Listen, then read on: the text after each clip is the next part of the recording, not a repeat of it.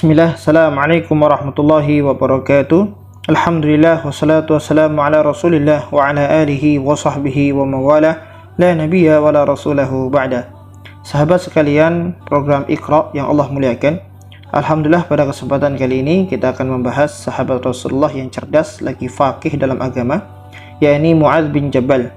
Tatkala Jazirah Arab dimulai dan disinari cahaya petunjuk kebenaran Islam, seorang anak Yathrib, yakni Mu'adz bin Jabal, baru meningkat usia remaja. Dibandingkan dengan anak-anak sebayanya, anak itu sangat pintar dan berpikiran tajam, serta kata-katanya yang sangat mengagumkan, dan ia juga berkemauan kelas dalam tekadnya. Di samping itu, matanya yang indah, alis matanya yang sangat hitam, rambutnya agak gelombang, giginya putih dan berkilat, sehingga tubuhnya ini menarik perhatian bagi para siapapun yang melihatnya. Mu'adz bin Jabal masuk Islam di hadapan seorang da'i dari Mekah, yakni Mus'ab bin Umair. Pada malam Aqabah, Mu'adz mengulurkan tangannya yang kecil kepada Rasulullah untuk dibaiat. Mu'adz dibaiat bersama-sama dengan satu rombongan berjumlah 72 orang. Mereka sengaja datang ke Mekah memperoleh kebahagiaan dan kemuliaan bertemu dengan Rasulullah SAW. Sekembalinya Mu'adz bin Jabal dari Mekah ke Madinah, ia membentuk suatu kelompok bersama anak-anak muda untuk menghancurkan patung-patung dan membuangnya dari rumah-rumah kaum musyrikin di Yathrib, baik secara tersembunyi-sembunyi maupun terang-terangan. Hasil gerakan para pemuda ini akhirnya membuahai hasil, yakni Amr bin Jamuh, seorang pemimpin tertua di Yathrib, masuk Islam. Amr bin Jamuh adalah pemimpin Bani Salamah dan tergolong bangsawan. Ia mempunyai sebuah berhala milik pribadi. Berhala itu terbuat dari kayu, bagus dan mahal sekali harganya. Memiliki berhala dan menempatkannya di rumah pribadi seperti yang dilakukan oleh Amr bin Jamuh sudah menjadi adat bagi setiap bangsawan Yathrib. Orang tua Bani Salamah ini merawat patung tersebut dengan sungguh-sungguh.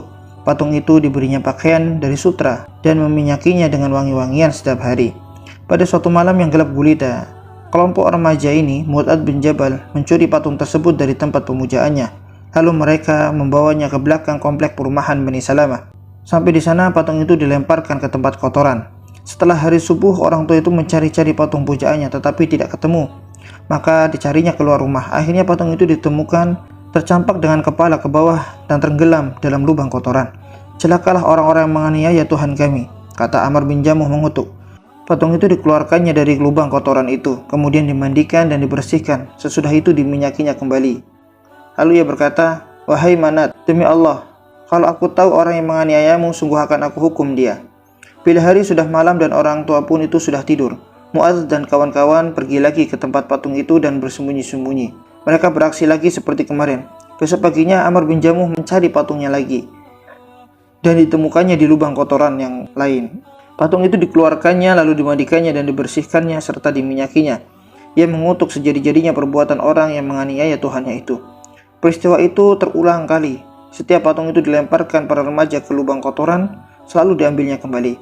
Kemudian dibersihkannya, diminyakinya, dan diletakkannya kembali ke tempat pemujaannya.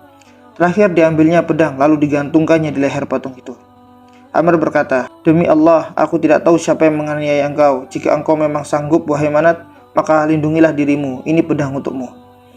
Setelah malam tiba dan orang itu sudah tidur, Mu'adz dan kawan-kawan segera pula beraksi kembali. Pedang yang tergantung di leher Manat mereka ambil, patung Manat mereka ikat menjadi satu dengan bangkai anjing. Kemudian mereka lemparkan ke lubang kotoran kembali.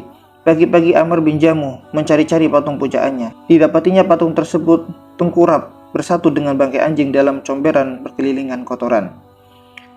Amr bin Jamuh berkata, "Seandainya engkau benar-benar Tuhan, tentu engkau tidak sudi diikat bersama bangkai anjing di dalam comberan bergelimang kotoran ini." Kemudian pemimpin Bani Salamah itu masuk Islam dan menjadi muslim yang baik. Setelah Rasulullah SAW tiba di Madinah sebagai muhajir, pemuda Mu'adz selalu mendampingi beliau. Tak ubahnya bagaikan bayang-bayang dengan orangnya. Mu'adz belajar mengaji Al-Quran dan ilmu syariat Islam kepada beliau. Mu'adz cepat menjadi sahabat yang terpandai membaca kitab Allah dan paling alim mengenai syariat Islam. Yazid bin Qutaib pernah bercerita, "Ketika aku masuk ke Masjid Hims, di sana kulihat seorang pemuda berambut keriting duduk dikelilingi banyak orang. Lalu ia berbicara seolah-olah cahaya dan permata yang keluar dari mulutnya. Aku bertanya, siapa pemuda itu? Mereka menjawab, ia adalah Mu'adz bin Jabal." Abu Muslim Al-Khawlani pernah meriwayatkan, "Aku masuk ke masjid Damaskus. Halaqah masjid taklim dalam masjid penuh dengan para sahabat senior. Seorang pemuda bermata hitam dan bergigi putih berkilat duduk di tengah-tengah mereka. Setiap mereka berselisih berpendapat tentang suatu masalah, mereka tanya kepada pemuda itu. Aku bertanya kepada orang yang di dekatku, siapa pemuda itu? Maka dikatakan, ia adalah Mu'adz bin Jabal. Tidak mengherankan kalau Mu'adz bin Jabal berhasil menjadi orang yang pandai. Sejak kecil ia dididik di madrasah Rasulullah SAW dan menamatkan pelajarannya di tangan beliau sendiri. Ia meneguk ilmu dari sumbernya yang mulia itu sejak bermula. Ia berhasil menguasai ilmu ma'rifat sesuai dengan maknanya yang murni. Karena itu, Mu'adz berhasil menjadi murid yang baik dengan guru yang baik pula. Mu'adz mendapat pengakuan dari Rasulullah SAW dengan ilmunya. Rasulullah bersabda, umatku yang paling alim tentang halal dan haram ialah Mu'adz bin Jabal. Di samping itu, Mu'adz memperoleh kemuliaan pula, karena ia termasuk kelompok 6 yang bertugas mengumpulkan ayat-ayat Al-Quran pada masa Rasulullah SAW. Karena itu, apabila sahabat Rasulullah berbincang-bincang di antara mereka kepada mereka, ada Mu'adz bin Jabal, mereka selalu menengok kepada Mu'adz karena menghormati dan mengagungkan ilmunya. Rasulullah SAW dan dua khalifah sesudahnya, yaitu Abu Bakar dan Umar bin Khattab, sesungguhnya telah meletakkan dasar bagi bidang pengajaran dalam berkhidmat kepada Islam dan kaum muslimin. Sesudah penaklukan Mekah, Rasulullah melihat kaum Quraisy berbondong-bondong masuk Islam. Beliau mengetahui kaum muslimin memerlukan guru yang banyak untuk mengajarkan mereka. Tetapi jumlah guru yang dapat ditampilkan sangat terbatas. Beliau mengukuhkan Attab bin Usaid menjadi wali kota Mekah. Di samping itu, beliau meminta Mu'adz bin Jabal tinggal di Mekah mendampingi Attab untuk mengajarkan Al-Quran dan pelajaran agama syariat Islam kepada orang banyak. Ketika delegasi raja-raja Yaman datang kepada Rasulullah SAW menyatakan diri mereka masuk Islam bersama rakyatnya, mereka meminta kepada Rasulullah supaya mengirim guru-guru untuk mengajarkan agama kepada mereka. Memenuhi permintaan yang penting ini, Rasulullah memanggil beberapa da'i terdiri dari para sahabat yang terampil. Kemudian beliau mengangkat Mu'adz bin Jabal menjadi ketua kelompok. Rasulullah turun ke lapangan ketika melepas keberangkatan Mu'adz dan rombongan. Beliau memberikan pengarahan dan petunjuk-petunjuk praktis bagi Mu'adz dan rombongan dalam melaksanakan tugas mereka. Sementara itu Rasulullah berjalan kaki dekat kendaraan Mu'adz, sedangkan Mu'adz berada di atas kendaraan itu.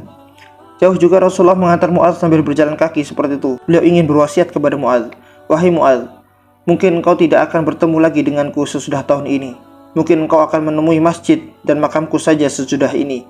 Mu'adz bin Jabal menangis seisak-isak sewaktu berpisah dengan Rasulullah SAW. Kaum muslimin yang turut pula ikut menangis bersama Mu'adz. Nubuwah yang disampaikan Rasulullah SAW kepada Mu'adz ternyata tidak lama kemudian menjadi kenyataan. Sejak berpisahnya dengan Rasulullah waktu akan keberangkatan ke Yaman itu, Mu'adz tidak pernah lagi melihat orang yang dicintainya tersebut. Sebelum Mu'adz kembali ke Yaman, Rasulullah telah berpulang ke rahmatullah. Tidak heran kalau Mu'adz menangis tatkala ia kembali ke Yathrib. Madinah seakan sunyi, karena orang yang dicintainya itu adalah Rasulullah sudah tiada.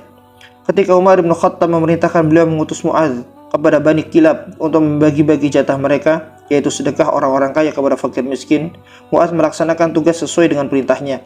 Khalifah Umar bin Khattab mengangkat Yazid bin Abi Sufyan menjadi gubernur di wilayah Syam. Yazid menulis surat kepada khalifah dan berkata, "Ya Amirul Mukminin, penduduk Syam bertambah banyak memenuhi kota-kota. Mereka membutuhkan guru-guru yang akan mengajarkan Al-Quran dan ilmu agama kepada mereka. Tolonglah aku ya Amirul Mukminin, kirimlah guru-guru untuk mereka." Khalifah Umar memanggil 5 orang dari kelompok 6 yang bertugas mengumpulkan ayat-ayat Al-Quran di zaman Rasulullah. Mereka itu adalah Mu'adz bin Jabal, Ubadah bin Samit, Abu Ayyub Al-Ansari, Ubay bin Ka'ab, dan Abu Darda. Khalifah berkata, "Saudara-saudara Anda penduduk Syam meminta tolong kepadaku supaya mengirim guru-guru untuk mengajarkan mereka dan ilmu agama pula. Ketika aku minta 3 orang di antara kalian agar sudi menolongku, semoga Allah melimpahkan rahmatnya kepada Anda semua. Jika Anda setuju maka berundinglah, aku hanya meminta 3 orang di antara kalian." Mereka menjawab, "Agaknya tidak perlu kami berunding. Abu Ayyub sudah tua, sedangkan Ubay sudah sakit-sakitan. Jadi kami bertiga, Mu'adz bin Jabal, Ubadah bin Samit, dan Abu Darda." Khalifah berkata, "Pergilah terlebih dahulu ke Hims. Jika situasi mengizinkan, tinggallah di sana seorang di antara kalian. Kemudian seseorang pergi ke Damaskus, dan 1 orang lagi melanjutkan pergi ke Palestina." Mereka bertiga berangkat ke Hims sesuai dengan perintah Khalifah. Sampai di Hims, mereka berpisah. Ubadah bin Samit tinggal di Hims. Abu Darda terus ke Damaskus, sedangkan Mu'adz bin Jabal pergi ke Palestina. Di Palestina, Mu'adz bin Jabal diserang wabah kolera yang melanda negeri itu. Ketika maut menghampirinya, Mu'adz bersajak sambil mengarahkan wajahnya ke arah Ka'bah. "Selamat datang wahai maut, selamat wahai tamu yang datang dari kejauhan, pucuk dicinta ulam tiba." Kemudian ia menengok ke langit seraya berdoa, "Wahai Allah, Engkau tahu aku tidak gila dunia, tidak ingin hanya menanam pohon mengalirkan sungai. Aku hidup di sini untuk menanggung pahit perjuangan. Aku terpacu dengan waktu untuk bersama ulama dalam ilmu. Wahai Allah, terimalah diriku dengan baik, sebagaimana layaknya Engkau menerima orang mukmin. Sesudah berdoa, ruhnya yang suci itu melayang jauh dari keluarga dan famili. Ia pergi menemui panggilan Allah Subhanahu wa Ta'ala sebagai muhajir dan guru fi sabilillah. Masya Allah, demikianlah kisah yang dapat kami sodorkan. Pelajaran yang dapat kita ambil adalah penuhilah kehidupan kita dengan mencari ilmu dan mengajarkan ilmu. Setidaknya ketika Allah mewafatkan kita, kecuali dalam dua keadaan itu, yaitu dalam menuntut ilmu atau mengajarkan ilmu. Kita lihat semangat Mu'adz bin Jabal hingga ia sangat dibutuhkan bagi orang-orang yang membutuhkan ilmu syariat. Sesungguhnya Allah memuliakan dan menjaga orang-orang yang memiliki ilmu. Barakallahu fikum. Assalamualaikum warahmatullahi wabarakatuh.